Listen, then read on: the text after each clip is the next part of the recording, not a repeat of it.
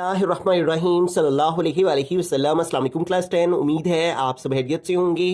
आज हम करेंगे unit 9 chords of a circle का थ्योरम नंबर 3। इससे कबल हम प्रीवियस वीडियोस में theorem number 1 and theorem number 2 को डिटेल से डिस्कस कर चुके हैं। इनके लिंक्स मैंने डिस्क्रिप्शन में दे दिए हैं, आप इनसे रिलेटेड भी लेक्चर ले सकते हैं। थ्योरम नंबर 3 की जानिब चलते हैं। थ्योरम नंबर 3 है perpendicular from the centre of a circle on a cord bisect it. वो ये कह रहा है अगर सर्कल के सेंटर से एक परपेंडिकुलर ड्रॉ किया जाए तो वो जिस कॉर्ड के ऊपर परपेंडिकुलर हम ड्रॉ करेंगे वो उसको बाइसेक्ट करेगा।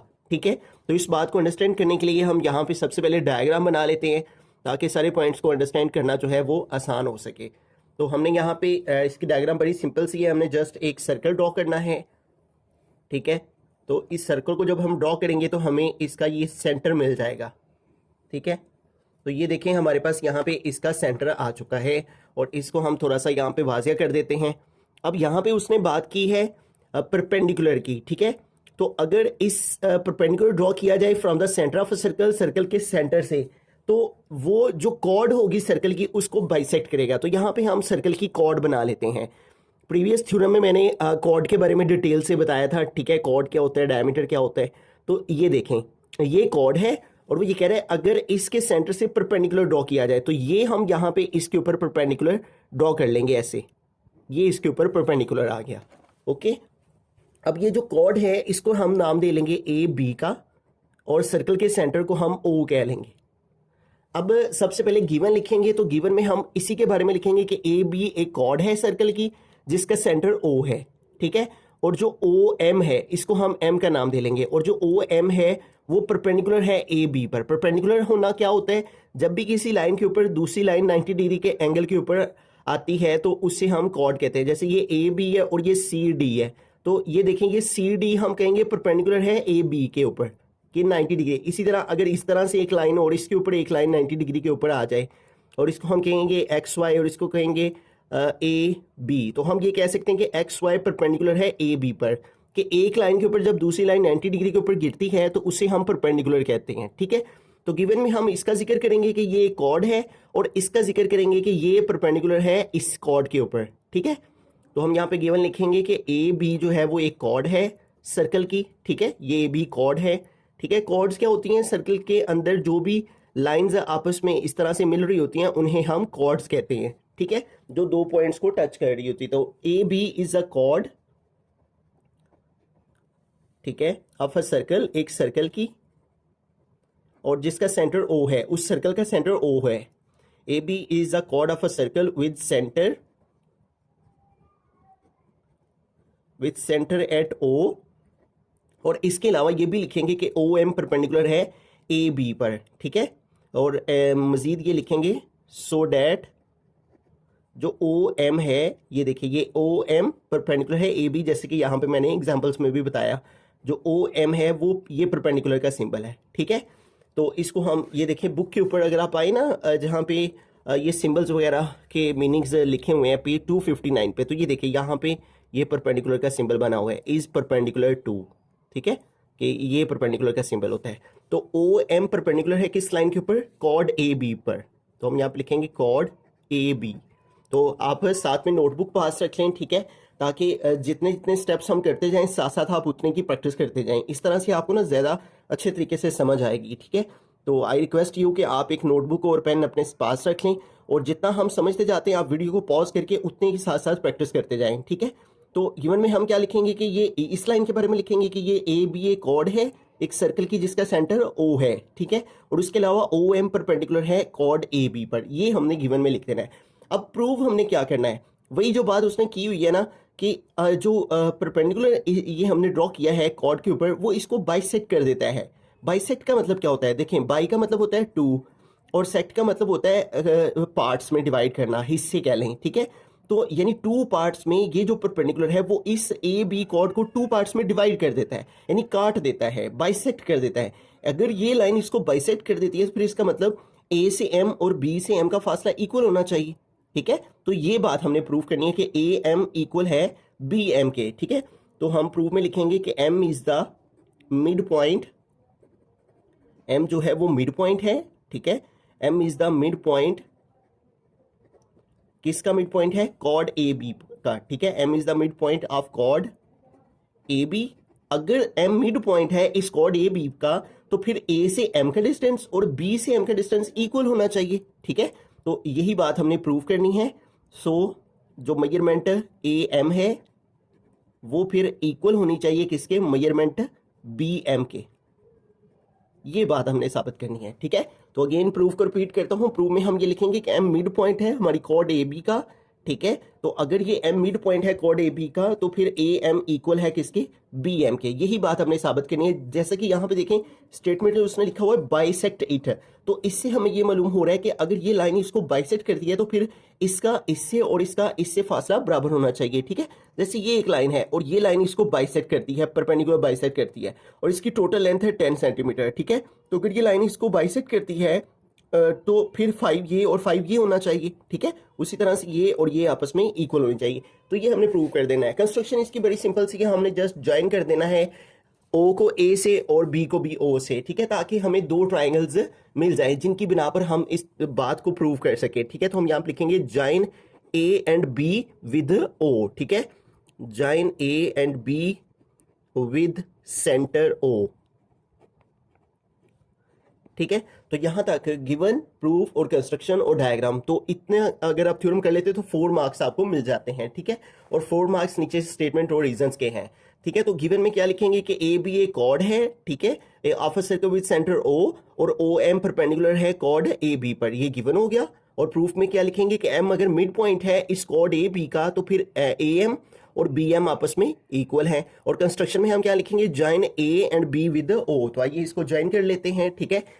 तो ये लाइन हमने डॉटेड जोन सी है वो बनानी है। तो अब ए और बी को ज्वाइन कर देंगे हम ओ से, ठीक है। Join A and B with centre ओ।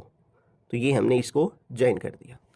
अब आ जाते हैं हम प्रूफ की तरफ, ठीक है। तो ये देखें जब हमने ये ज्वाइन किया ना तो हमें यहाँ पे दो ट्राइंगल्स मिल गई हैं, एक है ओ ए एम और दूसरी है ओ बी एम।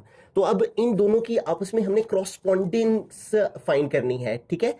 तो यहाँ पे हम लिखेंगे कि ट्राइंगल इन तो ये दोनों राइट ट्राइंगल्स हैं। ये देखिए ना, यहाँ पे इस ट्राइंगल का भी यहाँ पे एंगल 90 डिग्री का बन रहा है और इसका भी 90 डिग्री का। तो किसी भी ट्राइंगल का अगर एक एंगल 90 डिग्री का हो तो उसे हम राइट एंगल ट्राइंगल कहते हैं, ठीक है। 90 अगर एक एंगल 90 डिग्री का हो किसी भी ट्राइंगल का तो उसे राइट एंगल ट्राइंगल कहते हैं। तो ये एंगल का सिंबल है और आर टी का मतलब राइट एंगल। जैसे बुक पे भी अगर आप देखें तो इसका मीनिंग उसमें यहाँ पे मेंशन कर रखा हुआ है। ये देखें आर टी का मतलब राइट एंगल, ठीक है। तो हम लिखेंगे इन राइट एंगल ट्राइंगल्स, फिर ये ट्राइंगल का सिंबल, ठीक है। ये देखें यहाँ पे ये भी सिंबल बना हुआ है, ये ट्राइंगल का सिंबल है। तो ये सिंबल्स आपको मालूम होने चाहिए। इन ये एंगल है, ठीक है, राइट एंगल्स, ठीक है, ट्राइंगल्स। तो यहाँ पे छोटा सा एस डाल देंगे क्योंकि दो ट्राइंगल हैं। और पहली कौन सी है? Triangle O A M, O A M. तो इसकी हमने क्रॉसपोंडेंस फाइंड करनी है, ठीक है। ये जो सिंबल है ना इस तरह से जिसकी दोनों साइड पे एरो होता है, इसका मतलब होता है क्रॉसपोंडेंस है। ये देखें क्रॉसपोंडेंस, ठीक है। तो ओ ए एम इसकी क्रॉसपोंडेंस फाइंड करनी है ओ बी एम से, ट्राइंगल ओ बी एम से। तो अब इन दोनों की क्रॉसपोंडेंस के अंदर हम क्या क्या चीज डिस्कस करेंगे जिसकी बिना पर ये बात जो है वो साबित हो जाएगी। तो सबसे पहले हम जिक्र करेंगे इसी एंगल का। ये जो इस ट्राइंगल का ये एंगल यहाँ पे बन रहा है 90 डिग्री का और इस ट्राइंगल का ये जो एंगल एम के ऊपर बन रहा है 90 डिग्री का, ठीक है। तो हम लिखेंगे measurement angle O M A, ठीक है, और ओ एम बी। ये देखें यहाँ पे जब हम लिखेंगे ना measurement angle O M A, तो ये जोन सा लेटर दरमियान में आ रहा होता है ना, जैसे एम दरमियान में हम लिख रहे हैं। तो जब भी इस तरह एंगल लिखा हो, जैसे एंगल ए बी सी लिखा हो, ठीक है, तो जोन सा लेटर दरमियान में आ रहा होता है ना, दरअसल उस एंगल की डिस्कशन हो रही होती है, ठीक है। क्योंकि हम पूरी ट्राइंगल के एंगल को लिख रहे होते हैं तो इसलिए हमने जो नेम है जिस एंगल की बात हो रही है वो दरमियान में लिखना होता है। और ये कांगुरेंट है, ठीक है, या इक्वल हम लिख सकते हैं measurement angle O M B के। यहाँ पे भी देखें एम दरमियान में आ रहा है तो इधर भी एम की ही बात हो रही है, ठीक है। और ये मैंने बताया आपको कि यहाँ पे जो स्ट्रेट लाइन के ऊपर एंगल बनता है वो कितने डिग्री का होता है, 90 डिग्री का, और उसको राइट एंगल कहते हैं। और राइट एंगल क्यों कहते हैं, क्योंकि ये 90 डिग्री का होता है, ठीक है। तो इन दोनों को हम इक्वल लिखेंगे कि ये दोनों इक्वल हैं 90 डिग्री के, OMA और मेजरमेंट है OMB। OMA और OMB ये दोनों यहाँ पे देखें M के ऊपर 90 डिग्री के एंगल बना रहे हैं, ठीक है। इधर भी 90 डिग्री का बन रहा है, इधर भी, ठीक है। तो लिहाजा ये दोनों एंगल 90 डिग्री के हैं। तो इसको हम इसके सामने रीजन लिखेंगे गिवन। अब इसके सामने रीजन गिवन क्यों लिखी है, ये देखें, OM परपेंडिकुलर है कॉर्ड AB पर, OM परपेंडिकुलर है कॉर्ड AB पर। तो ये जो बात हमने लिखी हुई है, इससे ये वाज़ेह हो रहा है कि यहाँ पे 90 डिग्री का एंगल बन रहा है। मैंने जैसे स्टार्ट में बताया था कि 90 डिग्री के ऊपर जब कोई एंगल बनता है तो वो परपेंडिकुलर होता है उसके ऊपर, ठीक है। तो इस स्टेटमेंट की बिना पर हमने इन दोनों एंगल को 90 डिग्री के इक्वल लिख के आगे गिवन लिख दिया। ये पहला पॉइंट हमने डिस्कस कर दिया इन दोनों की क्रॉसपोंडेंस के बिना पर, ठीक है। तो अब सेकंड पॉइंट हम क्या डिस्कस करेंगे कि हमारे पास ये जो इस तरफ हमारे पास पॉइंट है ये वाला, ठीक है, कि ये जो OA है और ये जो OB है ये दोनों आपस में इक्वल हैं, क्योंकि ये दोनों देखें सेम ही सर्कल के रेडियस है, ठीक है। ये भी इसी सर्कल का रेडियस है और ये भी इसी सर्कल का रेडियस है। और आपको पता है सर्कल के जो रेडियस होते हैं वो तमाम के तमाम इक्वल होते हैं, ठीक है। एक सर्कल से जितने भी रेडियस निकलते हैं उन तमाम रेडियस का जो डिस्टेंस है सेंटर से वो इक्वल होता है, ठीक है। तो हम लिखेंगे मेजरमेंट OA इक्वल है मेजरमेंट OB पे। यहाँ HYP का मतलब है हाइपोटेनियस, ये हाइपोटेनियस इसको कहते हैं, ठीक है, जो 90 डिग्री के सामने बनता है। हाइपोटेनियस OA किसके इक्वल है, हाइपोटेनियस OB के। हाइपोटेनियस मेजरमेंट OA ये इक्वल है हाइपोटेनियस मेजरमेंट OB के। और इसकी रीजन क्या लिखेंगे हम, ये दोनों आपस में क्यों इक्वल हैं, क्योंकि दोनों सेम सर्कल के रेडियस हैं। तो इसके सामने यही रीजन हम लिखेंगे कि radii of the same circle, कि ये दोनों सेम सर्कल के रेडियस हैं, इसलिए दोनों का हाइपोटेनियस सेम है। तो ये हमने एक पॉइंट डिस्कस कर दिया। पहले हमने दोनों का एंगल्स का बताया कि वो दोनों 90 डिग्री के हैं, ये गिवन में था। फिर हमने दोनों के हाइपोटेनियस बताए। अब देखें ये OM इधर वाली ट्राइंगल में भी है, OM इधर वाली ट्राइंगल में भी है। OMA जो ट्राइंगल है इसमें भी OM आ रहा है, और जो OMB ट्राइंगल है उसमें भी OM आ रहा है। तो हम लिखेंगे मेजरमेंट OM, ठीक है, ये इक्वल है मेजरमेंट OM के। और ये दोनों में कॉमन है, इधर वाली ट्राइंगल में भी और उधर वाली ट्राइंगल में भी। तो इसलिए जो चीज़ कॉमन होती है उसके सामने हम रीजन लिख देंगे कि ये हमने कॉमन लिख दिया, ठीक हो गया। अब देखें इन पॉइंट्स की बिना पर, ये जो दोनों पॉइंट हमने लास्ट में डिस्कस किए हैं, इन दोनों पॉइंट्स की बिना पर हम ये कह सकते हैं कि ये वाली ट्राइंगल इस ट्राइंगल के कांगुरेंट है, ठीक है। इसी ट्राइंगल को यहाँ पे हम लिखेंगे कि जो ट्राइंगल OAM है, OAM ये कांगुरेंट है इधर वाली ट्राइंगल OBM के। और इन दोनों की कांगुरेंसी हमने इन दोनों पॉइंट में डिस्कस की है, ठीक है। और वो क्या है कि इधर वाली का इन राइट एंगल ट्राइंगल्स जो हाइपोटेनियस और साइड एक ट्राइंगल की है वो कांगुरेंट है हाइपोटेनियस और साइड दूसरी ट्राइंगल की। ये देखें इधर वाली ट्राइंगल की ये हाइपोटेनियस OA और ये वाली साइड OM वो कांगुरेंट है इधर वाली ट्राइंगल की OB साइड और OM जो कॉमन है, ठीक है।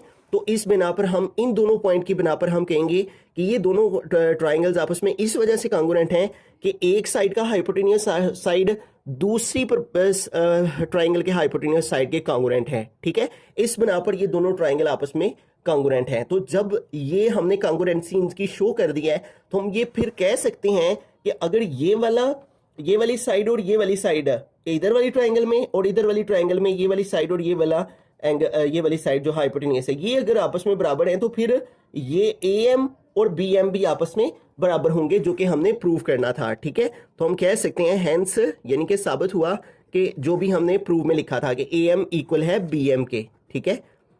जाहिर सी बात है अगर ये दोनों इसकी हाइपोटेनियस साइड और हाइपोटेनियस साइड एक की और दूसरे की आपस में इक्वल है, और जब हमने ये कह दिया कि दोनों ट्राइंगल आपस में कांगुरेंट हैं तो फिर लिहाजा जो तीसरी साइड इसकी रह गई है ये नीचे वाली ये भी फिर आपस में क्या है, इक्वल है, ठीक है। मेजरमेंट AM इक्वल है मेजरमेंट BM के। और इसके सामने ही हम रीजन लिखेंगे कि क्रॉसपोंडिंग साइड्स आएंगे, ठीक है।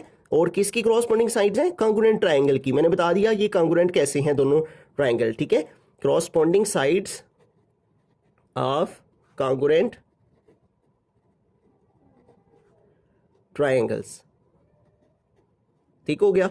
तो हम ये कह सकते हैं कि इस तरह से ये थ्योरम जो है वो प्रूव हो गया, ठीक है। तो हमने जस्ट इसके अंदर पहला जो पॉइंट है उसमें हमने एंगल का जिक्र करना है, ये वाला जो एंगल है, ठीक है, जो एम के ऊपर बढ़ना है इधर वाले ट्रायंगल में, इधर वाले उसके सामने रीजन है गिवन लिखनी है। फिर हमने ये वाला हाइपोटेनियस आपस में इक्वल लिखना है, इसके सामने रीजन लिखे हैं कि ये दोनों रेडियस हैं सेम सर्कल के। फिर हमने जो कॉमन साइड है ओ एम दोनों में, उसके बारे में लिखना है। फिर हमने कहना है कि दोनों ट्रायंगल कांग्रुएंट है और उसकी वजह बता देनी है कि हाइपोटेनियस साइड एक ट्रायंगल की और हाइपोटेनियस साइड एक दूसरी ट्रायंगल की आपस में कांग्रुएंट है।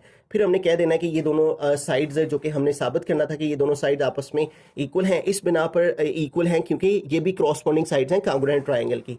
तो वो जो बात उसने की थी कि perpendicular from the centre of a circle, अगर सर्कल के सेंटर से एक परपेंडिकुलर ड्रॉ किया जाए ऑन अ कॉर्ड, एक कॉर्ड के ऊपर, तो वो उस कॉर्ड को बाइसेक्ट कर देता है। तो ये देखें हमने साबित कर दिया कि इस कॉर्ड ने, इस परपेंडिकुलर ओ एम ने इस कॉर्ड ए बी को बाइसेक्ट कर दिया है, इस बिना पर ए एम और बी एम आपस में इक्वल हैं, ठीक है। तो जैसे कि यहाँ पे बुक पे अगर हम देखें तो यहाँ पे देखें ये सारे पॉइंट्स डिस्कस करने के बाद लास्ट पे आप ये भी पॉइंट लिख सकते हैं कि ओ एम बाइसेक्ट करता है कॉर्ड ए बी को, ठीक है, ओ एम बाइसेक्ट करता है कॉर्ड ए बी को।